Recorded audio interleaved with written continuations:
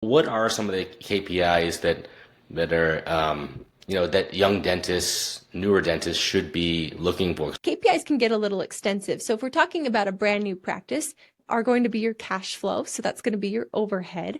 I'm watching your production and your collections because oftentimes the practice is producing enough, but your team's not collecting that money. So we want to make sure we have a 98% collections ratio.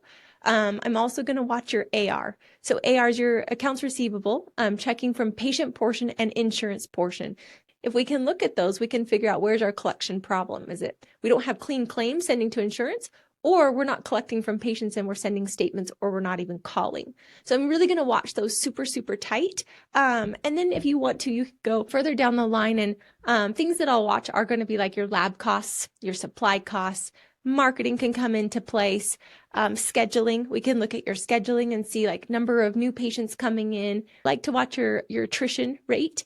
I also like to look at your case acceptance. So what are you diagnosing and what's being accepted? And then I like to watch your hygiene percentages. So what's your hygienist producing per hour?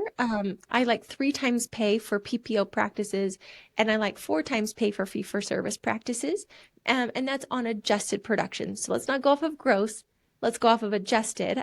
Gross feeds the ego, net feeds the family. So those would be some zones. And then like, again, if you want to go like next level, you're already doing that. Some things we found over the last year of tracking hundreds of offices were open time in a schedule, and your dollar per hour of production, because a lot of times just open time and schedules, we found you could actually hit your goal if we could fill those spaces, and then figuring out protocols for your team just to keep that schedule full. So I said a lot of KPIs for you, but really your main ones you've got to be watching are production, collection, overhead, new patients, and case acceptance. If I could only pick 5, those would be my top 5 that I would start with. And I'm going to give 6, like your reappointment percentages, because if we're not reappointing, that's really going to kick you down later on, and it's going to make a lot more work for you. And I think those are some pretty easy ones to watch pretty quickly. And doctors, you don't have to track all this. You get your team to track this for you. And then you get this lovely report that comes to your desk every week or every month. You review it, you assess it, and then you make the changes accordingly.